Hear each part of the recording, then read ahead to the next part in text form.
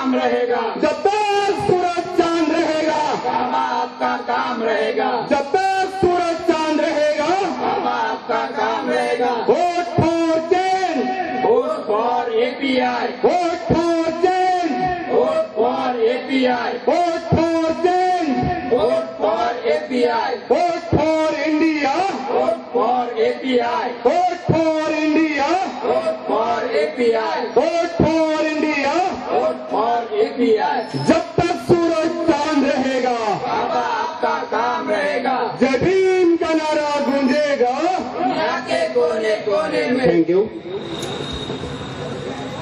आप सभी लोगों से अनुरोध है कि मैं अभी अम्बेडकराइट पार्टी ऑफ इंडिया के राष्ट्रीय अध्यक्ष और नीतिकार बुद्धिमान नेतृत्व, मैं इनको यहाँ आमंत्रित करता हूँ कि वो आप लोगों से इस प्रजासभा, चुनावी प्रजासभा पर विस्तार से संभाषण करें। श्रीमान विजय जी मानकर सर।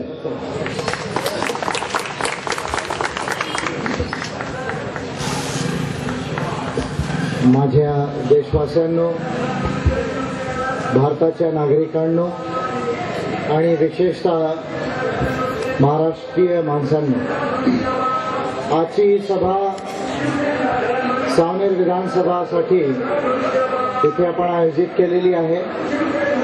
आताच एक सभेला मी कामठीवरनं ॲड्रेस करून आलेलो आहे आणि कामठीवरची ही जी सभा आहे त्याला ॲड्रेस करून मी इथे येतोय। मागील 10 दिवसांपासून कंटिन्युअसली प्रचारामध्ये फिरतोय आणि हे एक आणखी सभा जी आहे, ती आणखी एक सभा जी आहे इथे आज मी ॲड्रेस करतोय। आणि ही जी निवडणूक आहे, महाराष्ट्रात जी निवडणूक होत आहे, मला असं वाटतं की ही जी निवडणूक आहे आपण सर्वांसाठी फार महत्त्वाची निवडणूक आहे आणि ह्या निवडणुकीकडे आपल्याला एक विशेष रूपाने बघणं गरजेचं आहे। कशाला गरजेचं आहे विशेष रूपाने बघायला? कारण लोकसभेच्या निवडणुकीनंतर ही महाराष्ट्राची एक पहिली मोठी निवडणूक आहे। कारण महाराष्ट्र एक असं राज्य आहे ज्याच्यामध्ये उत्तर प्रदेश नंतर सर्वात जास्त खासदार आणि आमदार आहेत। आपण सर्व जाणतो की 288 आमदार आपल्याकडे आहेत। आपण 288 आमदार पूर्ण महाराष्ट्रामधून निवडून पाठवतो आणि लोकसभेनंतर महाराष्ट्राची पहिलीच निवडणूक आहे आणि या महाराष्ट्रामध्ये आपले प्रधानमंत्री नरेंद्र मोदी सुद्धा आले आणि त्यांनी सुद्धा महाराष्ट्रामध्ये असा निर्णय केलेला आहे की भाई मी 10-15 सभा करणार। मला वाटते 15 ते 20 सभा ते करत आहेत आणि त्यांनी जे मुद्दे इथे उचलले किंवा महाराष्ट्रामधील जे 4 प्रमुख पक्ष होते ज्यांच्यामध्ये घटस्फोट झालेला आहे, कोणत्या 4 पक्षांमध्ये घटस्फोट झालेला आपण सर्वांना माहिती आहे की काँग्रेस, राष्ट्रवादी आणि त्याच्याच बरोबर सेना, बीजेपी ह्या 4 पक्षांमध्ये इथे महाराष्ट्रामध्ये घटस्फोट झालेला आहे आणि त्याच्यामुळे ही महाराष्ट्राची निवडणूक फार रंगत झालेली आहे आणि कोणत्याही एका पक्षाला असा क्लेम करता येणार नाही की आपण ही निवडणूक जिंकणार। आणि त्यामुळे मला असं वाटते की ह्या परिस्थितीमध्ये महाराष्ट्राची जी निवडणूक आहे ती निवडणूक आपल्या महाराष्ट्राच्या 15-20 वर्षाच्या इतिहासामध्ये बघता ह्या निवडणुकीला एक विशेष महत्त्व आलेलं आहे। दुसरं, ही जी निवडणूक आहे आंबेडकराइट पार्टी ऑफ इंडियासाठी, एपीआय साठी एक फक्त निवडणूक नसून आंबेडकराइट पार्टी ऑफ इंडियासाठी ही एक चळवळ आहे। ह्या देशाच्या नीतीवर आपल्याला कसं महाराष्ट्र आणि कसा राष्ट्र निर्माण करायचं आहे, तो महाराष्ट्र आणि त्या राष्ट्राला निर्माण करण्यासाठी ही निवडणूक एपीआय साठी एक नीती आणण्यासाठी एक चळवळ आहे। ही फक्त काय आपल्यासाठी निवडणूक नाही, एक प्रमुख गोष्ट मी आपल्याला बोलू इच्छितो आणि म्हणून चौफेर बाबींवर आपल्या महाराष्ट्रावर आणि देशावर आणि महाराष्ट्रामध्ये आणि देशामध्ये होत असलेल्या सामाजिक आणि राजकीय परिस्थितीवर मी बोलणार आहे। आणि मला असं वाटते की निवडणूक म्हणजे काही फक्त वोट देणे किंवा मागण्याचा ओकेजन नसतो, ते मूळतः लोकशाही रुजवण्याचा एक फार मोठा अवसर आहे आणि मी मागे बोललो आणि आज सुद्धा ते मी बोलतोय की लोकशाहीची जी क्वालिटी आहे, लोकशाहीचा जो लेवल आहे, ती लोकशाहीची जी क्वालिटी आहे ती नागरिकांवर निर्भर असते, नेत्यांवर नाही.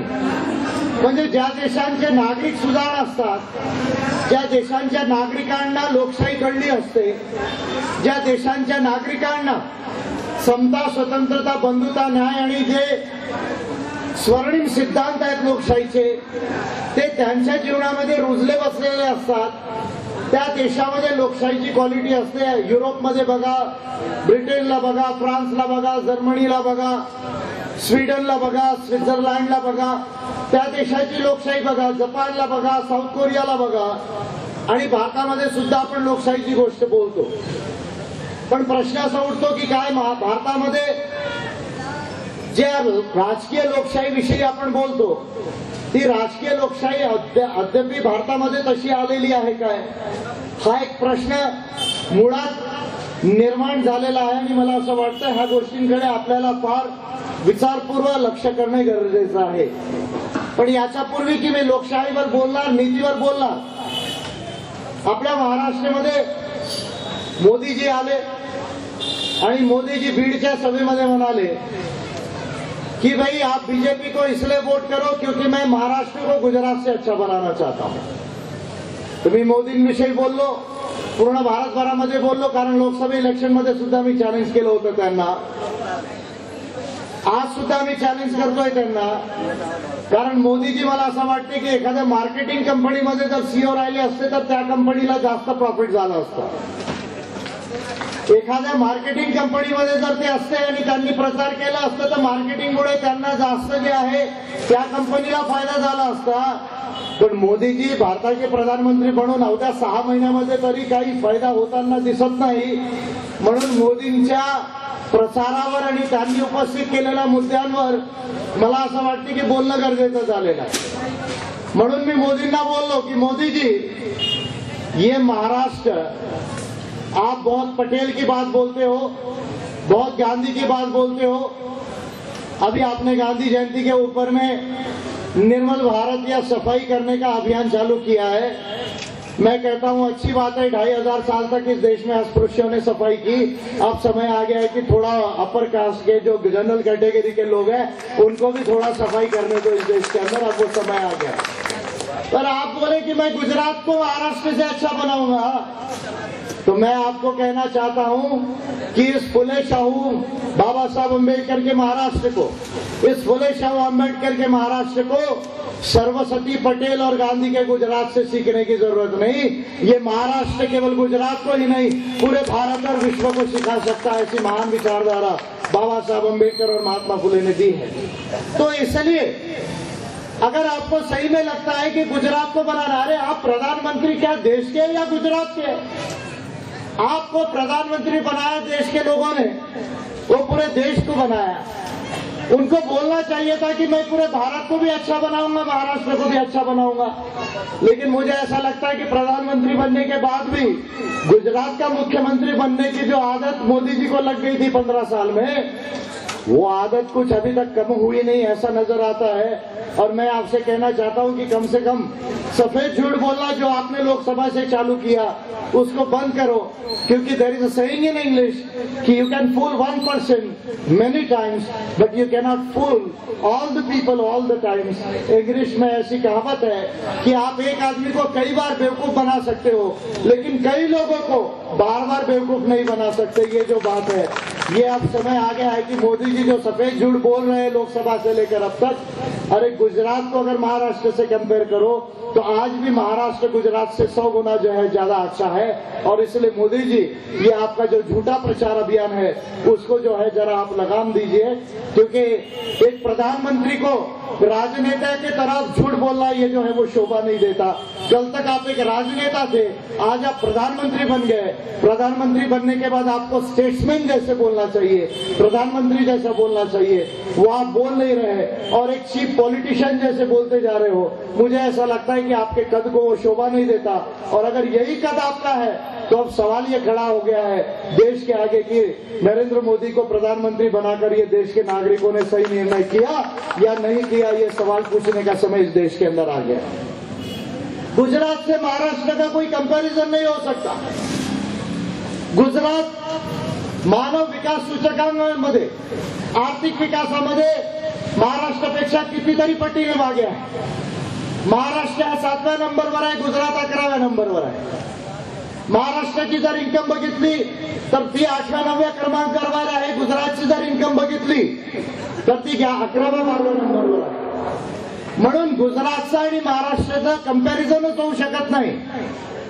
आणि तरी सुद्धा आपण महाराष्ट्राच्या निवडणुकीविषयी बोलतो आणि महाराष्ट्रामध्ये सुद्धा फार लोक क्लेम करू लागलेत, राष्ट्रवादीचे आणि काँग्रेसचे लोक। आणि पृथ्वीराज चव्हाणांनी अशी ऍडव्हर्टाईज काढली, सिग्नेचर करता करता अशी ऍडव्हर्टाईज काढली की आपला महाराष्ट्र नंबर 1 महाराष्ट्र। आता काय सांगावं पृथ्वीराज चव्हाणांना? अरे तुमच्या साई मारल्याने काय महाराष्ट्र नंबर 1 होतो काय? आज ज्याला आपण प्रगतिशील महाराष्ट्र म्हणतो, पुरोगामी महाराष्ट्र म्हणतो, हा फुले शाह बाबासाहेब आंबेडकरांच्या पुरोगामी महाराष्ट्रामध्ये, हा प्रगतिशील महाराष्ट्रामध्ये जेव्हा ब्रिटिश कॉलनी आली, पहिले मद्रास, कलकत्ता आणि मुंबई हे फायनान्शियल कॅपिटल झालं महाराष्ट्र। महाराष्ट्रामधील मुंबई हे भारताचं फायनान्शियल कॅपिटल झालं। आजही भारताची जवळपास 20% जी इन्कम आहे, जीडीपी जी आहे, ते महाराष्ट्र कॉन्ट्रीब्यूट करतो। पण तरी सुद्धा जर आपण प्रगतिशील महाराष्ट्राविषयी बोलायचं झालं तर प्रगतिशील महाराष्ट्र कुठे?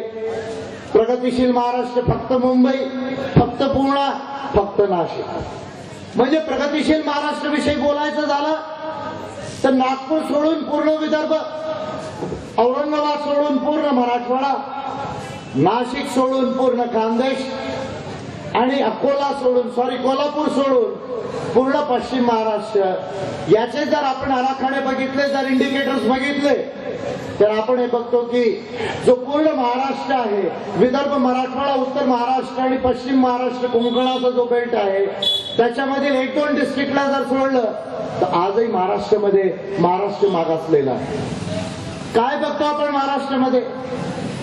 म्हणजे महाराष्ट्रामध्ये आजही 50% लोकांकडे घरांमध्ये टॉयलेट नाही, शौचालय नाही। अर्धा महाराष्ट्र आजही उघड्यात शौच करायला जातो। काय याला आपण प्रगतिशील महाराष्ट्र बोलावं? 32% महाराष्ट्रांच्या घरांमध्ये पिण्याच्या पाण्याचे नळांच्या कनेक्शन्स नाही। काय आपण याला प्रगतिशील महाराष्ट्र म्हणावं? 32% महाराष्ट्रीयन परिवारांकडे बँक अकाउंट नाही। काय आपण याला प्रगतिशील महाराष्ट्र म्हणावं?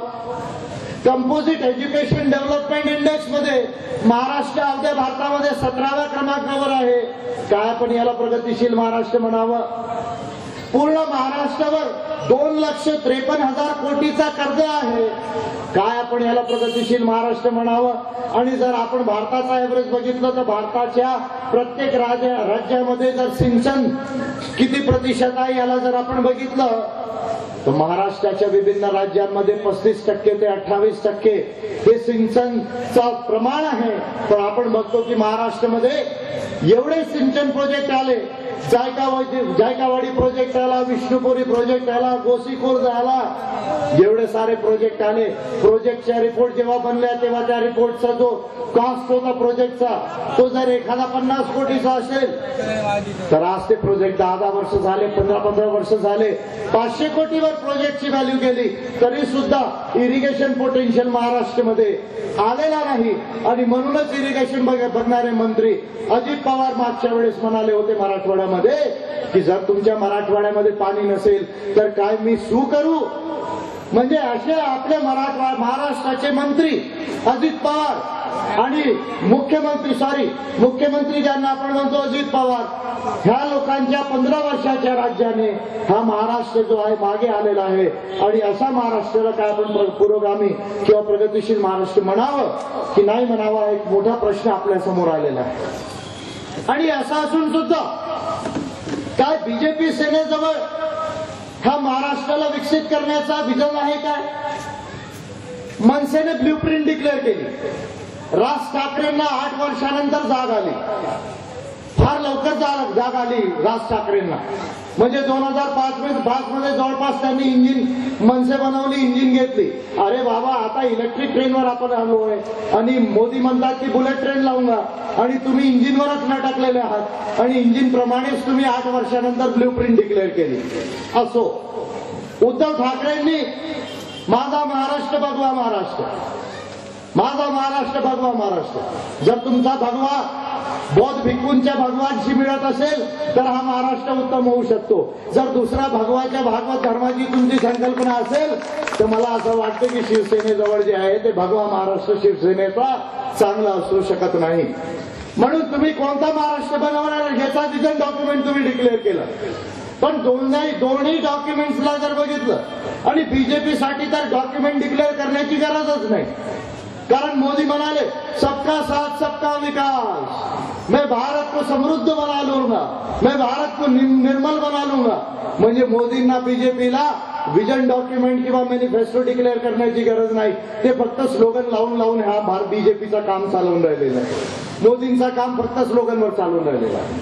पण प्रश्न असा आहे की ती बीजेपी असो किंवा सेना असो किंवा मनसे असो किंवा मग ती काँग्रेस असो आणि राष्ट्रवादी असो, काय ह्या लोकांजवळ महाराष्ट्राला डेव्हलप करण्याचा, महाराष्ट्राला नंबर 1 आणण्याचा ह्या देशामध्ये काय प्लॅन आहे काय? आणि मी स्पष्टपणे म्हणतो नाही. काय बीजेपी जवळ ह्या देशाला डेव्हलप करण्याचा काही प्लॅन आहे काय? मी स्पष्टपणे म्हणतो नाही. कशाला मी नाही म्हणतो याच्याकडे लक्ष देणं गरजेचं आहे. का लक्ष देणं गरजेचं आहे? भारताला जेव्हा आपण भारताविषयी बोलत असतो तर भारताची काय पोझिशन आहे? आपण आज म्हणतो मोदीजी अमेरिकेला गेले, मोदीजी जपानला गेले. अमेरिकेला जाऊन मोदीजी म्हणाले कि भाई मैंने अमेरिका में भारत का डंका बजाया, मैं संयुक्त राष्ट्र में हिंदी में बोला, मैं संयुक्त राष्ट्र में हिंदी में बोलूंगा. मी त्या दिवशी आपल्या भाषणात बोललो, काय यार या माणसाची मती आहे, मारली गेली की काय मारली गेली. अरे बाबा, तुम्हाला संयुक्त राष्ट्रामध्ये हिंदी में इसलिए बोलना पड़ रहा है, करेंगे क्या? अंग्रेजी नहीं आती, इंग्लिश आती नहीं आपको, वो तो शुक्र मनाओ गुजराती में बोलना नहीं पड़ रहा है, शुक्र मनाओ गुजराती में नहीं बोलना पड़ रहा है, इंग्लिश आती नहीं, you don't know English, therefore it is your compulsion that you cannot speak in English in United Nations. आणि या माणसाला आंतरराष्ट्रीय रिलेशन तरी करतं काय? ह्या मोदींना आंतरराष्ट्रीय रिलेशन तरी करतं काय? अरे आंतरराष्ट्रीय रिलेशन मध्ये, इंटरनॅशनल रिलेशन्स मध्ये एक कॉमन भाषा असणं गरजेचं असतं. इंग्लिश भाषा काही एका दिवसामध्ये इंटरनॅशनल लँग्वेज झाली नाही. 400 वर्ष लागले इंग्लिशला इंटरनॅशनल लँग्वेज बनण्यासाठी. फ्रेंच सेकंड इंटरनॅशनल लँग्वेज आहे. युनायटेड नेशन्सने त्याला ऍक्सेप्ट केलं, फ्रेंचला. अंग्रेजी आणि फ्रेंचला इंटरनॅशनल लँग्वेज, आंतरराष्ट्रीय भाषा बनण्यासाठी 400 वर्ष 300 वर्ष लागले.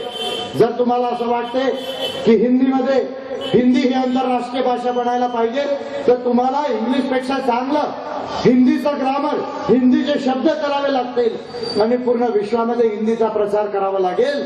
तशी नीती तुमच्या जवळ नाही आणि तुम्हाला इंग्रजी येत नाही म्हणून तुम्ही याचाही भांडवल करता कि मैं संयुक्त राष्ट्र में गया और मैंने हिंदी में भाषण किया. म्हणूनच संयुक्त राष्ट्र में 60% सीटें खाली थी मोदी जी का भाषण जब हुआ था. यानी भारत के सबसे बड़े लोकतंत्र के प्रधानमंत्री जब संयुक्त राष्ट्र में सारे देशों के राष्ट्राध्यक्षों के आगे भाषण दे रहे थे तो 60% वहां की सीटें खाली थी. ये इससे दर्शाता है कि मोदी जी अमेरिका में जब गए तो अमेरिका में भारत का डंका बजा या नहीं बजा ये तो मैं नहीं जानता, लेकिन डांडिया जरूर बजा. और डांडिया में अच्छा डांस हो सकता है. मोदी जी, डांडिया में अच्छा डांस हो सकता है लेकिन डांडिया में डिप्लोमेसी नहीं हो सकती, डांडिया में डेवलपमेंट नहीं हो सकता. इसलिए इस तरह के झूठे प्रचार करना आप छोड़िए, ये मैं आपको कहना चाहता हूं. दूसरी बात, भारताच्या विषयी भारत अमेरिकेमध्ये गेला, काय काय केलं हो तिथे जाऊन? बराक ओबामा बरोबर हात मिळवला. आणखी काय केलं? तिथे जाऊन दांडिया केला, भांगडा केला. आणखी काय केलं? न्यूक्लिअर ट्रिटीवर काही साईन केलं काय? नाही केलं. ट्रेड आणि इकॉनॉमिक्सवर भारताची इन्कम कशी वाढेल, भारतामध्ये व्यापार कसा वाढेल याच्यासाठी काही मेजर ट्रीटी साईन झाली काय, नाही झालं. भारताचा क्लेम संयुक्त राष्ट्रामध्ये आपण सिक्युरिटी काउन्सिलमध्ये परमनंट मेंबर कसं बनू शकू, हे भारताचा फार दिवसापासून प्रयास चालू आहे, प्रयत्न चालू आहे. पण विश्वाच्या लोकांचं असं मत आहे की जोपर्यंत भारत मानव अधिकारांना पाळत नाही, जाती व्यवस्थेला जोपर्यंत संपवत नाही, तोपर्यंत भारत सिक्युरिटी काउन्सिलचा परमनंट मेंबर होत नाही. मानव अधिकारांच्या विषयी आपण कसं पालन करायला पाहिजे, ह्या देशामध्ये जातीचा भेदभाव आहे, ह्या देशामध्ये धर्माच्या आधारावर भेदभाव आहे, ह्या देशामध्ये आदिवासींबरोबर भेदभाव आहे, भटक्या विमुक्तांबरोबर भेदभाव आहे, स्त्रियांबरोबर भेदभाव आहे, ह्या देशाच्या ओबीसींबरोबर भेदभाव आहे. हा भेदभाव आपण कसं दूर करू शकतो, सामाजिक आर्थिक आणि सांस्कृतिक अधिकार आपण कसे सुनिश्चित करू शकतो, याच्यासाठी मानव अधिकार पाळण्यासाठी आपण तिथे जाऊन काही साईन केलं का, नाही केलं. तो भी कहते भारत का डंका बजा. तर मला आठवलं मागच्या जेव्हा लोकशाही नसायची त्या काळी राजा असायचा आणि ढोलकी वाजवणारे लोक असायचे. जेव्हा लोकशाही नव्हती तेव्हा ढोलकी वाजवणारे लोक होते आणि राजा असायचे. आणि वर्षातून एक दोन असे उत्सव असायचे ज्या उत्सवांमध्ये हा ढोलकी वाजवणाऱ्यांना, पुंगी वाजवणाऱ्यांना राजाकडे जाऊन ते पुंगी वाजवावी लागत असायची आणि ढोलकी वाजवायची. आज तुम्ही अमेरिकेमध्ये गेला, तुम्ही दांडिया केला, तुम्ही भांगडा केला, म्हणजे तुम्ही अमेरिकेमध्ये जाऊन बाजा वाजवला आणि तुम्ही म्हणता डंका वाजवला. अरे नाही, ज्या दिवशी अमेरिका येऊन भारतामध्ये भांगडा करेल तब मानेंगे कि भारत का डंका जो है वो अमेरिका में बजा है. इसलिए मोदी जी, आप ये मत सोचो कि आपको कोई आंसर नहीं दे सकता. और ये टेलीविजन वाले जिस दिन विजय मानकर को ये टेलीविजन पे दिखा देंगे ना, उस दिन नरेंद्र मोदी जैसा कोई लीडर जो है वो विजय मानकर से ज्यादा अच्छा इस देश में निर्माण नहीं हो सकता, नहीं दिख सकता. ये चॅलेंज मैं आपको कहता हूं. पण हे प्रेस वाले भले बदमाश झाले आजकाल. पैसा घेतल्याशिवाय कुणाचंच टेलिव्हिजनवर दाखवत नाही आणि पेपरमध्ये छापत नाही. ह्या देशामध्ये मुळातच लोकशाही नाही, भांडवलशाही आलेली आहे, जातीय भांडवलशाही आलेली आहे. आणि म्हणून भारताची मूळ समस्या काय, what is the basic problem of India?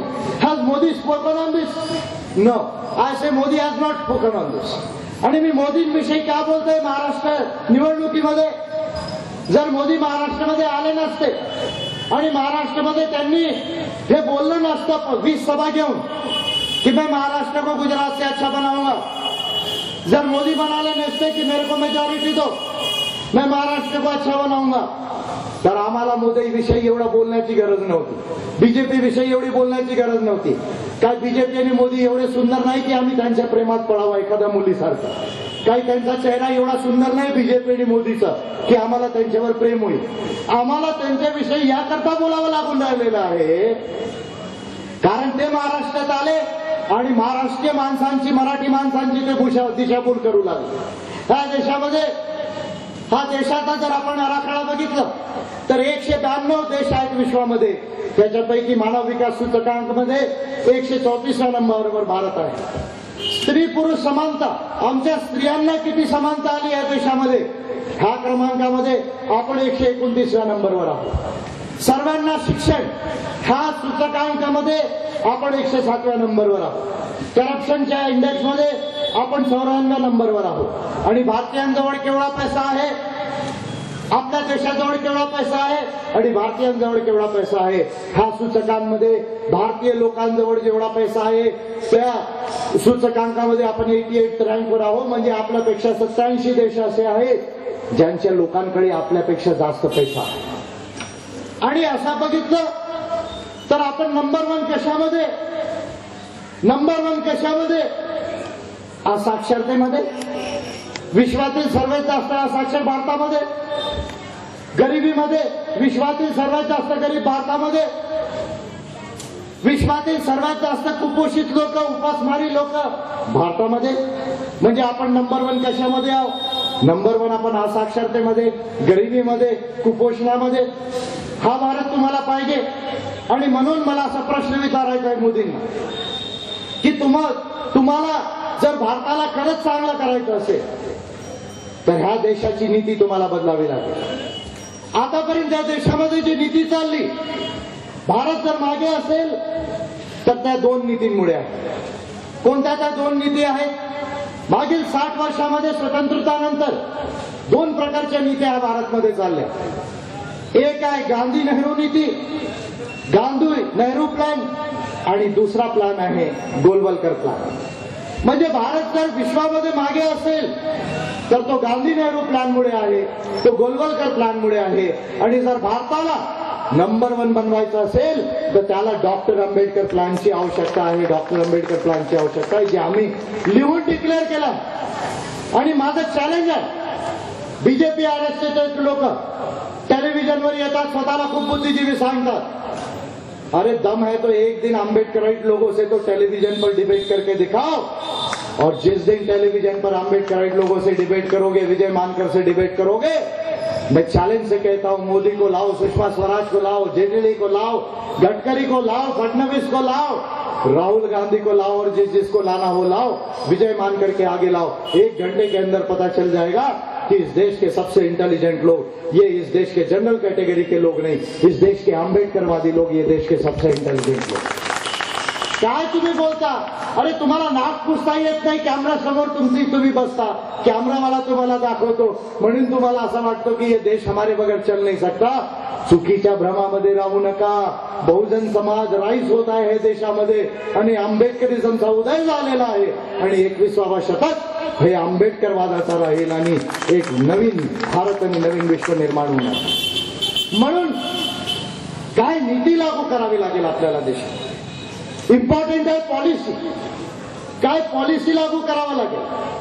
आपली शिक्षणाची नीती कशी पाहिजे, आपली स्वास्थ्य नीती कशी पाहिजे, आपली शहरी नीती कशी पाहिजे, ग्रामीण नीती कशी हवी, शेतीविषयी कशी पाहिजे, श्रमिकांविषयी कशी नीती पाहिजे, महिलांची नीती कशी पाहिजे, मुलांविषयी लहान मुलांविषयी कशी नीती पाहिजे, जमिनीची नीती कशी पाहिजे, सायन्स अँड टेक्नॉलॉजीची नीती कशी पाहिजे. ह्या देशामध्ये SC ST DT NT OBC religious मायनॉरिटीजची नीती कशी पाहिजे, ह्या देशाची सुरक्षा नीती कशी पाहिजे, विदेश नीती कशी पाहिजे. ह्या सर्वांगीण ज्या नीती असतात भारतामध्ये किंवा राज्यांमध्ये, त्या नीतींच्या अंमलबजावणीने, त्या कोणत्या विचाराने ती नीती बनलेली आहे, ती नीती कशी त्याची अंमलबजावणी होते आणि अंमलबजावणी करणाऱ्या लोकांची नैतिकता काय, याच्यावर निर्भर असतं की लोकांचं कल्याण होणार की लोकांचा अकल्याण होणार. त्या बाबीला चांगल्या तऱ्हेने समजा. मी काय तुम्हाला फक्त वोट द्या म्हणून इथे बोलायला आलो नाही, तुम्हाला मी लोकशाही शिकवायला आलो आहे. कारण निवडणूक हे लोकशाही शिकवण्याचा सर्वात मोठा माध्यम आहे. तुम्हाला कोणत्याही पार्टीचा लीडर लोकशाही शिकवणार नाही, फक्त बोलणार यार आप हमको वोट दे दो, सत्ता में ला लो, हम आपके लिए ये कर लेंगे, वो कर लेंगे, वो कर लेंगे, सर्व खोट्या गोष्टी बोलवणार. पण लोकशाही आणि नीती तुम्हाला कोणी शिकवणार नाही. मी तुम्हाला नीती शिकवणार. भारतामध्ये फार महत्वाच्या बाबी आहेत ज्याच्याकडे आपल्याला लक्ष देणं गरजेचं आहे. भारतामध्ये ही जी ब्राह्मणी नीती आहे किंवा यथास्थितीवादी नीती आहे. आता बघा तुम्ही, नितीन गडकरी काय बोलले, लाज वाटायला पाहिजे आणि यांना लाज वाटत नाही तर कमीत कमी आपल्याला सद्बुद्धी आली पाहिजे की अशा नेत्यांना ह्या देशाच्या समाजकारणामध्ये आणि राजकारणामध्ये पाय ठेवण्याची जागा देता आपल्याला कामा नये, अशी सद्बुद्धी आपल्याला यायला पाहिजे. काय म्हणाले नितीन गडकरी, जितना पैसा मिलता है ले लो, जितना खाने पीने को मिलता है खा लो, लेकिन वोट मुझे दो. म्हणजे नितीन गडकरी हा महाराष्ट्राच्या नागरिकांना, भारताच्या नागरिकांना भ्रष्टाचार शिकवून राहिले. एक भ्रष्टाचारी मंत्रीच लोकांना भ्रष्टाचार शिकवू शकतो, ही गोष्ट जी आहे. पण लोक किती खाणार हो. तुम्ही जे खाल्लं पोट समोर आला त्याचं काय, याच्याविषयी तर तुम्ही बोला. तुमचं खाऊ खाऊ पोट बाहेर आलेलं आहे पूर्तीमध्ये, याच्याकडे कोण लक्ष देईल. अशा मंत्र्यांना ह्या देशामध्ये लोकशाहीमध्ये पाय ठेवण्याची जागा देता या नागरिकांना कामा नाही. जर खरोखरच भारताला ब्रिटन सारखं, फ्रान्स सारखं, जर्मनी सारखं जर बनवायचं असेल, जपान सारखं बनवायचं असेल, अशा लोकांना आपल्याला बाहेर करायला पाहिजे. जपान विषयी बोललो, मोदीजी गेले जपानला गेले, मोदीजी जपानच्या लोकांना बोलले की मला बुलेट ट्रेन बनवायची आहे, खूप माझं स्वप्न आहे बुलेट ट्रेन बनवायचं. अरे बुलेट ट्रेन बनवायची, बनवा. आता अर्धाहून जास्त भारत असा आहे जिथे रेल्वे लाईन नाही, गाडी जात नाही. त्याच्याकडे तर पहिले लक्ष द्या. आजही बस जात नाही, गाडी नाही जात. भारताचा तुम्ही मराठवाड्यामध्ये जा, रेल्वे लाईन नाही. उत्तर कर्नाटकामध्ये जा, रेल्वे लाईन नाही. झारखंडमध्ये तुम्ही जा, छत्तीसगडच्या पुष्कळ भागांमध्ये, बस्तरमध्ये जा, रेल्वे लाईन नाही. अरे बाबा, जिथे रेल्वे लाईन नाही तिथे रेल्वे लावून पहिले रेल्वे तर चालू करा. हरकत नाही, तुम्ही म्हणता बुलेट ट्रेन आणू. जापानला तुम्ही म्हणाले की बुलेट ट्रेन लाएंगे. जापान वाले बोले ठीक है, हम बुलेट ट्रेन देंगे आपको. मग मोदी जी हड़ूच म्हणाले यार हमारी वो गंगा बहुत मैली हो गई. एक पिक्चर निकाली होती राम तेरी गंगा मैली. काम ही ऐसा करोगे तो मैला होने वाली है. एक पिक्चर होता, म्हणजे कोणाचा पिक्चर होता मला माहिती नाही, मंदाकिनी एक ऍक्ट्रेस होती ती त्याच्यात होती, राम तेरी गंगा मैली. अरे काम ही ऐसा करोगे तो गंदी होने वाली है. खैर कोई बात नहीं. जापानला म्हणाले की हमारी गंगा साफ करने के लिए हमको प्रोजेक्ट दो. जापान वाले बोले कि ठीक है हम दिया, कोई हरकत नहीं. मग मोदी जी म्हणाले यार बात ऐसी है कि वो गंगा साफ करने के लिए और बुलेट ट्रेन तो आप दे दोगे टेक्नोलॉजी और प्रोजेक्ट, लेकिन हमारे पास पैसा भी नहीं है उसको साफ करने के लिए, तो आप हमको थोड़ा पैसा भी दे दो, 65,000 करोड़ रुपए दे दो. जापान वाले बोले ठीक है आप 65,000 करोड़ रुपया भी दो, हम आपकी गंगा भी साफ कर देते, बुलेट ट्रेन भी लगा देते. मग मोदीजीने गीता काढली आणि त्यांना प्रेझेंट केलं. कुणाला? जपानच्या लोकांना. तुम्हाला माहिती आहे जपानच्या लोकांनी मोदींना काय उत्तर दिलं? म्हणाले मोदी जी आप जापान में आए हो मांगने के लिए. जापान में किस लिए आए हो? मांगने के लिए. और आपको मालूम है हमारा जापान इतना डेवलप क्यों है? अरे आप तो स्मार्ट सिटी की बात कर रहे हैं, हमारा पूरा जापान स्मार्ट है. आज आप बोलते मैं केवल स्मार्ट शहर बनाऊंगा, हमारा पूरा जापान स्मार्ट है. और आप जापान में मांगने के लिए आए. आपको मालूम है हमारा जापान इतना डेवलप क्यों है, इतना स्मार्ट क्यों है? क्योंकि हमने भारत के भगवान बुद्ध के धम्म को स्वीकारा है और इसलिए हमारा जापान इतना स्मार्ट है. तो मोदी जी ये गीता देके आप हमको क्या करोगे? असं असं काय ह्या लोकांनी डिप्लोमसी चालवली. आता अमेरिकामध्ये गीता दिली. आम्ही माझे मग आलो, एखादा मुस्लिम राष्ट्राचे राष्ट्राध्यक्ष आले, सौदी अरेबियाचे, इराणचे, इराकचे, आणि त्यांनी मोदीला जर कुरान दिली हातात कि मोदी जी ये कुरान लो और कुरान से ही भारत का अच्छा हो सकता है, तो मोदीजींची किती फजिती होणार याच्याकडे लक्ष द्या. काय तिथे जाऊन करायचं आंतरराष्ट्रीय रिलेशन मध्ये, काहीतरी उद्योगधंदे करायचे, गीता द्यायची, स्लोगन लावायचा, दांडिया करायचा, भांगडा करायचा. अरे बाबा काहीतरी आंतरराष्ट्रीय रिलेशन शिका तुम्ही. नीती काय असायला पाहिजे हे शिकणं गरजेचं. मी तुम्हाला पूर्ण आंबेडकरी नीती सांगत नाही, पण आंबेडकरी नीतीच्या काही बाबी सांगतो. ह्या देशाला जर खरंच तुम्हाला समस्या सॉल्व्ह करायची असेल तर समस्या काय? मोदी बोलले काय देशाची समस्या काय? नाही बोलले. ह्या देशाची समस्या आतंकवाद नाही, ह्या देशाची समस्या नक्षलवाद नाही, ह्या देशाची समस्या भारत पाकिस्तान किंवा भारत चायना टेन्शन नाही. ह्या दुय्यम समस्या आहे. हे काही मूळ समस्या नाही भारताची, ह्या दुय्यम समस्या आहे. मग भारताची मूळ समस्या काय आहे? Babasaheb Ambedkar is the first greatest intellectual of the world who was fine on this. Babasaheb Ambedkar विश्वातील पहिले बुद्धिजीवी आहेत ज्यांनी या गोष्टीकडे लक्ष वेधलेलं आहे. 1916 मध्ये बाबासाहेब आंबेडकर म्हणाले होते, जेव्हा कोलंबिया विश्वविद्यालयामध्ये बाबासाहेब आंबेडकर शिकत होते, 1916 मध्ये caste in India, its mechanism, genesis and development, हे त्यांनी थेसिसचं पेपर लिहिलं. आणि 1916 मध्ये बाबासाहेब आंबेडकरांनी भावितव्य केलं होतं. काय भवितव्य केलं होतं बाबासाहेब आंबेडकरांनी? When the caste Hindus are migrating outside India, caste would become a world problem. म्हणजे जेव्हा ह्या देशाचे त्रैवर्णिक जे जातीला ज्यांनी निर्माण केलं शास्त्रांच्या आधारावर आणि जे जाती व्यवस्था आहे देशामध्ये ठेवू इच्छितात, जेव्हा हे लोक भारताच्या बाहेर मायग्रेट होत आहेत तेव्हा पूर्ण विश्वाला जातीचा धोका आहे. ही वॉर्निंग 90 वर्षापूर्वी बाबासाहेब आंबेडकरांनी 1916 मध्ये दिली होती. 90 वर्षानंतर ती वॉर्निंग खरी झालेली आहे. आज युके आणि अमेरिकामध्ये जातीची समस्या, जे भारतीय इथून मायग्रेट होऊन गेले, स्थलांतरित होऊन गेले, त्या लोकांनी तिथे ह्या देशाच्या दलितांबरोबर, ह्या देशाच्या आदिवासींबरोबर भेदभाव करणं सुरू केलं. माझे मित्र आताच ब्रिटनमध्ये जाऊन आले. ब्रिटनमध्ये 10 लाख भारतीय आहेत. त्या 10 लाख भारतीयांपैकी 4.5 लाख भारतीय दलित आहेत. The Dalit diaspora comprises of the 4.5 lakh in Britain out of 10 lakh Indian diaspora.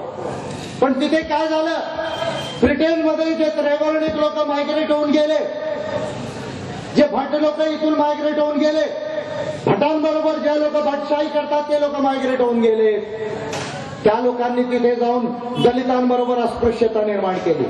Pyjama धोती तर सोडली, टोपी सोडलेली, माझ्यासारखा सूटबूट टाय घातलं, पण तिथे जाऊन मानसिकता बदलली नाही. दलितांबरोबर तिथेही त्यांनी भेदभाव चालू केला.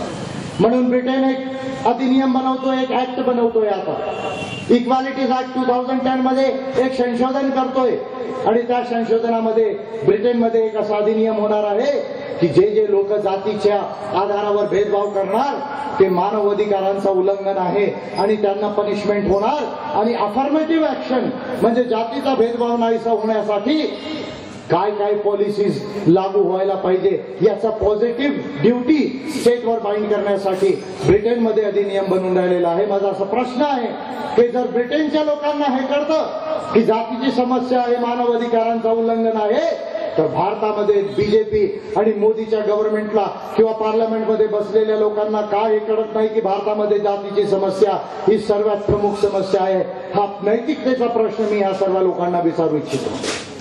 आणि म्हणून भारताची बेसिक प्रॉब्लेम, भारताची मूळ समस्या ही जाती आधारित सामाजिक आर्थिक विषमता होय.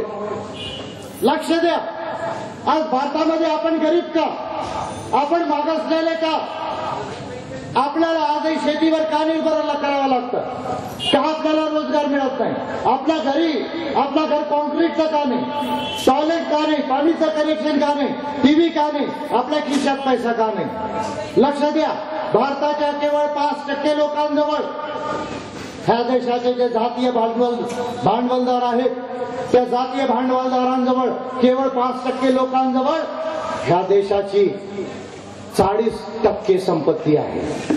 5% लोकांजवळ ह्या देशाची 40% संपत्ती आहे, पण ह्या देशाच्या 60% लोकांजवळ फक्त 13% संपत्ती आहे. अवघे 100 लोक आपल्या देशाचे असे आहेत जे भारताचा पूर्ण जो इन्कम आहे 113 लाख कोटी रुपयांचा, ज्याला आपण ग्रॉस डोमेस्टिक प्रोडक्ट म्हणतो, दॅट इज 1.113 लाख करोड, त्याचा 25% पैसा फक्त भारतामध्ये 100 लोक कंट्रोल करतात. 100 लोक कंट्रोल करतात. विदेशी बँकांमध्ये 75,000 कोटी रुपयाचा पैसा आहे. दरवर्षी 5,27,000 कोटी रुपया ह्या भारतामधनं व्यापाराच्या माध्यमातून आणि करंट अकाउंटला जे आपण लिबरलाइज केलं त्याच्या माध्यमातून इल्लीगल रूपाने दरवर्षी 5,27,000 कोटी रुपया जातो. ह्या देशाची सेंट्रल गव्हर्नमेंट दरवर्षी ज्या मोदींनी या भांडवलदारांना, ह्या जातीय भांडवलदारांना, अंबानी आणि कंपनीला, अडाणी आणि कंपनीला डोक्यावर घेतलेला आहे, त्या लोकांना 5.5 लाख कोटी रुपया दरवर्षी ह्या बजेटमधनं माफ करतात. पण या देशाच्या SC/ST OBCला किती पैसा दिला मोदीने या बजेटमध्ये? ह्या देशाच्या शेड्यूल कास्ट लोकांना 100 रुपयातून फक्त 2 रुपये 80 पैसे दिले, फक्त 2 रुपये 80 पैसे दिले. ह्या देशाच्या आदिवासी लोकांना, ट्रायबल लोकांना फक्त 1 रुपया 80 पैसा दिला. आणि ह्या देशाचे OBC, कुणबी, तेली, माळी ह्या लोकांना फक्त 0.44 पैसा दिला, म्हणजे 8 आण्यापेक्षा कमी. आणि या देशाच्या भटक्या विमुक्तांचा तर उल्लेखही नाही या बजेटमध्ये. ह्या देशाच्या मुस्लिमांना 1 रुपया दिला फक्त. म्हणजे एकीकडे ज्याला आपण बहुजन समाज म्हणतो, ह्या देशाचा दलित असो, आदिवासी असो, भटके विमुक्त असो, मागासवर्गीय वर्ग असो किंवा या देशाचे धार्मिक अल्पसंख्याक असो, मग ते मुस्लिम असो, बुद्धिस्ट असो, ख्रिश्चन असो, शीख असो, ह्याला ज्याला आपण बहुजन समाज म्हणतो, 85% जो बहुजन समाज आहे, ज्याची 85% जनसंख्या आहे, त्याला मात्र 6.5% म्हणजे 100 मध्ये फक्त 6.5 रुपये केवळ मोदींनी दिले. पण या जातीय भांडवलदारांसाठी मोदींनी 5.5 लाख रुपये माफ केले 2009 पासून 2014 पर्यंत. मग ती काँग्रेस गव्हर्नमेंट असो, सोनिया आणि मनमोहनची की मोदीची सरकार असो, ह्या लोकांनी 21 लाख कोटी रुपये माफ केला. 2 लाख रुपये कोटीच्या वर बँकच्या अकाउंटचा पैसा माफ केला. 8 लाख रुपये कोटीचा बँकचा लोन ह्या व्यापाऱ्या लोकांनी आजपर्यंत थकीत ठेवलेला आहे. हे या देशाचा स्टॅटिस्टिक्स आहे. आणि रामदेव बाबा म्हणतात कि टैक्स को बंद कर दो, केवल बैंक ट्रांजैक्शन में 2 रुपया भी कोई निकाले एटीएम से 5 रुपया 10 रुपया तो उसपे 2 रुपए, उसपे 2% का चार्ज लगाओ. अरे रामदेव बाबा, आप कहते हो कि योगा से सब ठीक हो जाएगा, आयुर्वेद से सब ठीक हो जाएगा. रामदेव बाबा, अगर योगा से सब ठीक होता है तो पहले अपनी आंख मारना तो बंद कर लो. अपनी आंख मारना तो बंद कर लो. योगा से आंख मारना बंद नहीं हो रहा, फालतू फालतू के सजेशन दे रहे हो और महिलाओं के ऊपर कमेंट कर रहे हैं. इसलिए अभी जेल की चक्कर काटना पड़ेगा आपको. कोर्ट में केस चल रहा है आपके अगेन्स्ट में. ह्या देशामध्ये असे उलटे सरळ सजेशन देतात. पण या देशामध्ये जे लाखो कोटी रुपया ब्लॅक इकॉनॉमी आहे, 40% आपल्या देशामध्ये ब्लॅक इकॉनॉमी आहे आणि 100 लाख कोटी या देशाच्या देवळामध्ये जमा आहे. मी या देशामध्ये म्हणतो, मोदींना म्हणतो, ये स्लोगनबाजी बंद करो. बहुत स्लोगन लगा लिया आपने. अब प्रधानमंत्री जैसे पॉलिसी को लागू करके दिखाओ. आपको जापान से, अमेरिका से लोन लेने की जरूरत नहीं. मी इकॉनॉमिक्सचा स्टुडंट आहे. बाबासाहेब आंबेडकर सर्वात मोठे अर्थशास्त्री होते आणि त्याच्यामुळे मी मोदी गव्हर्नमेंटला बोलतोय किंवा या महाराष्ट्रामध्ये जी नवीन गव्हर्नमेंट बनेल, ऑफकोर्स त्याच्यामध्ये आंबेडकराईट पार्टी ऑफ इंडिया आज 80 सीट्सवर आम्ही कॅन्डिडेट उभे केलेले आहेत आणि मला पूर्ण विश्वास आहे की जवळपास 5 ते 6 आम्ही MLA ह्या महाराष्ट्रामध्ये जिंकू आणि 5 लाख जे आहे मत ह्या महाराष्ट्रामध्ये मिळतील. म्हणून मी तुम्हाला बोलतो, अरे जापान से, अमेरिका से पैसा मांगने की आपको क्या जरूरत है मोदी? आप भारत को भिखारी का इमेज लेकर जा रहे दुनिया में. मोदी भारत को भिखारी का इमेज लेकर जा रहे हैं. अरे ऐसी नीति नहीं होती है. भारत का अगर विकास करने के लिए पैसे की जरूरत है तो उसके लिए जापान और अमेरिका से पैसा लेने की जरूरत नहीं है. मैं बताता हूं, वो कर लो देश के अंदर. ये आपका 5.5 लाख करोड़ रुपया जो माफ करते हो ना ये व्यापारियों को, इसको बंद करो. ये 5,27,000 करोड़ रुपया जाता है ना देश के बाहर, ये 5,27,000 करोड़ रुपया जो व्यापार से बाहर जाता है, इसको चेक करो. जो हवाला अकाउंट जाता है बॉम्बे से मॉरिशस और मॉरिशस से दुनिया के बाकी देशों में टैक्स हेवन्स में, उस पर चेक लगाओ. और ये मंदिरों में जो संपत्ति जमा है ना 1 लाख करोड़ की, उसका राष्ट्रीयकरण करो. भारत को किसी से लोन लेने की जरूरत नहीं. भारत लोन देने वाला देश बन सकता है अर्थशास्त्र में. अरे काय भिकारवाडा लावला तुम्ही? भारताला जाता, बाहेर जाता आणि भिकारवाड्याचा इमेज बनवता. ह्या देशामध्ये 40% ब्लॅक इकॉनॉमी आहे, त्याला तुम्ही बंद करा. अरे ह्या इलेक्शन कमिशन काय, मला हसी वाटते, मला हसू येतं इलेक्शन कमिशनवर, निवडणूक आयोगावर. आता जागी जागी नाके लावले. कारला चेक करत आहे. कशाला चेक करत आहे? अरे भैया, कार में कोई पैसा तो नहीं ले जा रहा, कार में कोई दारू तो नहीं ले जा रहा. अरे इलेक्शन कमिशनच्या लोकांना, पोलीसवाल्यांना काय बोलावं? अरे तुम्हाला एवढा कॉमन सेन्स नाही की ज्यांना दारू घेऊन जायचं आहे, पैसा घेऊन जायचा आहे, काय तुमच्या नाक्यावरनं चेकिंग मधून घेऊन जाणार का? हसू ये तुम्हाला. काय तुम्ही करून राहिले? निवडणूक हम फ्री एंड फेयर कराएंगे. अरे अगर आपको निवडणूक सही में फ्री एंड फेयर कराना है, सर्वांना माहिती आहे शराब बटती आहे, पैसा बटता है, चिकन मटन बटता है, सर्वांना माहिती आहे. अरे तुमच्या एजन्सीला LIB ला माहिती नसेल, IB ला माहिती नसेल. अरे आमच्या सारख्या लोकांना इंटेलिजन्स विचारा, आम्ही तुम्हाला सांगतो पैसा कुठे आहे. जेवढे हे मोठे राजकारणी आहे ना निवडणूक लढून राहिलेले आहेत ते आणि त्यांच्या एजंटच्या घरांवर आणि गोडाऊनवर छापे मारा, तुम्हाला आता पैसा आणि दारू भेटतो हे मी तुम्हाला सांगून राहिलो. पण निवडणूक करणार नाही निवडणूक आयोग का? कारण त्यांना खरीखुरी लोकशाही आणायची नाही. आणि म्हणून 6 नीती आणावी लागेल देशामध्ये. 6 नीती जर आणली, आंबेडकरी नीतीच्या बेसिक 6 नीती तुम्हाला सांगतो. फक्त 6 नीती तुम्हाला सांगतो, पूर्ण आंबेडकरी नीती सांगत नाही. पूर्ण पॉलिसी ऑफ आंबेडकरिझम जर लागू झाली, हा डॉक्टर आंबेडकर प्लॅन जर लागू झाला तर अवघ्या 10 वर्षामध्ये भारत नंबर 1 होऊ शकतो. हा माझा चॅलेंज आहे आणि मी रायटिंग मध्ये डिक्लेअर केलेला आहे. आणि भारतामध्ये कोणत्याही पॉलिटिकल पार्टी किंवा योजना आयोगच्या ऑफिसरशी मी डिस्कस करायला तयार आहे. पण फक्त 6 गोष्टी सांगतो. अरे एवढा करा, हा देश महान होऊन जाईल. 50% वर प्रॉब्लेम सॉल्व्ह आहे. काय? 6 गोष्टी. सर्वांना शिक्षा, सर्वांना समान शिक्षा, सर्वांना शिक्षा, सर्वांना समान शिक्षा, सर्वांना स्वास्थ्य, सर्वांना समान स्वास्थ्य, सर्वांना आवास, म्हणजे घरी सर्वांना घर, आणि घरही असं नाही जनावरांसारखं डोमतं तुम्ही झोपडपट्टीमध्ये 200-300 स्क्वेअर फीट मध्ये, तसं नाही. 650 स्क्वेअर फीटचा लिव्हिंग स्पेस पाहिजे कमीत कमी 650 स्क्वेअर फीट जोपर्यंत घर होत नाही तो राहण्यायोग्य राहत नाही.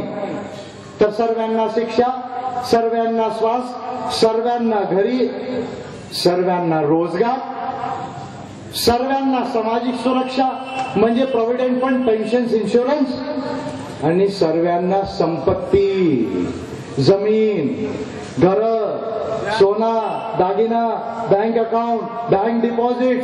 कारण भारताची गरिबी हे फक्त आपल्याकडे काही पैसा कमी आहे म्हणून आपण गरीब नाही, आपल्याजवळ ॲसेट्स नाही, संपत्ती नाही म्हणून आपण या देशामध्ये गरीब आहोत. म्हणून या 6 गोष्टी करा. सर्वांना शिक्षा, सर्वांना श्वास, सर्वांना आवाज, सर्वांना रोजगार, सर्वांना सामाजिक सुरक्षा, सर्वांना संपत्ती, आणि याच्याबरोबर बिजली, सडक, पाणी पूर्ण देशामध्ये करून घ्या. पोर्ट आणि एअरपोर्ट बनवा, आणि मग बघा की 5 वर्षामध्ये 10 वर्षामध्ये भारताची 50% अधिक जी आहे समस्या सॉल्व्ह होते. ही आंबेडकरी नीतीची एकच नीती मी तुम्हाला देतोय. आणि याच्याबरोबर जर आरक्षण आणि अफर्मेटिव्ह ऍक्शनला लागू केलं, समान संधी उपाय जर लागू केले, तर हे देशाची विषमता जी आहे ती नाहीशी होऊ शकते. अशी आंबेडकरी नीती आपल्याला हे देशामध्ये लागू करावी लागणार. पण ती नीती मोदी किंवा मनमोहन सिंग आणि सोनिया गांधीची गव्हर्नमेंट करणार नाही, कारण त्यांना मुळातच या देशामध्ये ब्राह्मणी नीती आणि यथास्थितीवादी नीती ठेवायची आहे, लोकांना मागासलेलं ठेवायचं आहे. मोदी म्हणाले, राज ठाकरे म्हणाले, उद्धव ठाकरे म्हणाले की आम्ही महाराष्ट्राला वेगळं होऊ देणार नाही, महाराष्ट्राचे तुकडे होऊ देणार नाही, आम्ही मुंबईला महाराष्ट्रापासून वेगळं होऊ देणार नाही, विदर्भाला होऊ देणार नाही. राज ठाकरे आणि उद्धव ठाकरे म्हणाले, आणि मोदीजींनी दुजोरा दिला. काय दुजोरा दिला? की जोपर्यंत मी आहे म्हणे विदर्भ वेगळा नाही होऊ शकत, मराठवाडा वेगळा नाही होऊ शकत. अरे उद्धव आणि राज आणि त्यांच्याबरोबर हे तुमचे आले डुप्लिकेट. जर तुम्ही म्हणता की विदर्भ वेगळा नको, मराठवाडा वेगळा नको, तुम्ही म्हणता बुंदेलखंड वेगळा नको, तुम्ही म्हणतो पूर्वांचल वेगळा नको, अर्थातच तुम्ही असं म्हणता की इथे जे लोक आहेत मागासलेले आहेत त्यांनी मागासलेले राहावं. जर अमेरिकेमध्ये 50 राज्य होऊ शकतात तर भारतामध्ये 40 राज्य 50 राज्य का होऊ शकत नाही, हा प्रश्न मी तुम्हाला विचारतो. जर तुम्ही भारताच्या एका राष्ट्रामध्ये जर स्वायत्ता दिली, संघीय प्रणालीमध्ये जर 40 राज्य जर तुम्ही बनवले, सर्व लोक आपला डेव्हलपमेंट करू शकतात. आज महाराष्ट्राच्या लोकांना, विदर्भाच्या लोकांना, गडचिरोलीच्या लोकांना, नंदुरबारच्या लोकांना, लातूरच्या लोकांना मुंबईकडे जावं लागतं, दिल्लीकडे जावं लागतं छोट्या छोट्या कामांसाठी. तुम्हाला काय मक्तेदारी पाहिजे महाराष्ट्राची? राज ठाकरे आणि उद्धव ठाकरेंना मी विचारतो. म्हणून हा विदर्भ वेगळा याकरता होत नाही. हे विदर्भचं आंदोलन चालवणाऱ्यांना सुद्धा मी सांगतो, जर तुम्हाला विदर्भ वेगळा करायचा असेल, मराठवाडा वेगळा करायचा असेल, स्वतंत्र विदर्भ आणि स्वतंत्र मराठवाडा निर्माण करून जर मराठी माणसांचे 4 राज्य बनवायचे असतील आणि सर्वांचा विकास समतेने जर करायचा असेल, तर हा बीजेपी आणि सेनेला ह्या विदर्भामध्ये तुम्ही हारवा आणि आंबेडकराईट पार्टी ऑफ इंडियाला जिंकवा. मग आम्ही बघतो की विदर्भ कसा जे आहे ते बनत नाही, हे तुम्हाला ओपन चॅलेंज करतो. पण महाराष्ट्राच्या लोकांना, विदर्भाच्या लोकांना ह्या गोष्टीकडे विशेष करून लक्ष देणं गरजेचं आहे. आंबेडकरी नीती ह्या देशामध्ये लागू करावी लागेल, आणि जोपर्यंत आंबेडकरी नीती आपण लागू करत नाही तोपर्यंत ह्या देशामध्ये परिवर्तन येणार नाही. शेवटी जाता जाता 2 महत्वाच्या गोष्टी तुम्हाला सांगतो. ह्या देशामध्ये आपण राजकीय लोकशाही बोलतो, पण राजकीय लोकशाही खरोखरच भारतामध्ये आहे काय? जर इंडेक्स बघितले तर आपण 46व्या क्रमांकावर आहोत. पण राजकीय लोकशाही खरोखरच महाराष्ट्रामध्ये आहे का, भारतामध्ये आहे का? छोटे छोटे प्रश्न विचारतो तुम्हाला. आज निवडणूक आयोग म्हणतो की तुम्ही निवडणूक लढवा, कॅन्डिडेट लोक स्वतःच्या पैशाने निवडणूक लढा. अर्थात असा की ज्या गरीब माणसाजवळ पैसा नाही तो निवडणुकीमध्ये फॉर्म तर भरू शकतो, पण निवडणूक लढू शकत नाही, जिंकू शकत नाही. का? कॅन्डिडेटने स्वतःचा पैसा लावा. जर स्वतःचा पैसा तो लावेल तर सर्वात पहिले निवडून आल्यानंतर तो काय करणार? गैरव्यवहार करणार. म्हणून तर हे तुमचे निवडून आले ना, आणि कितीचा केला रे बाबा घोटाळा? 150 कोटी रुपयाचा. नागपूर ग्रामीण जिल्हा बँकमध्ये कितीचा घोटाळा केला? 150 कोटी रुपयांचा घोटाळा केला असं मला लोकांनी सांगितलं. मी भारतभरामध्ये फिरतो, मला काही इदार केदारकडे बघायचं म्हणजे लक्ष नाही, पण म्हणजे निवडून आल्यावर का स्वतःचे पैसे लावतात, पैसे काढण्याची प्रवृत्ती निर्माण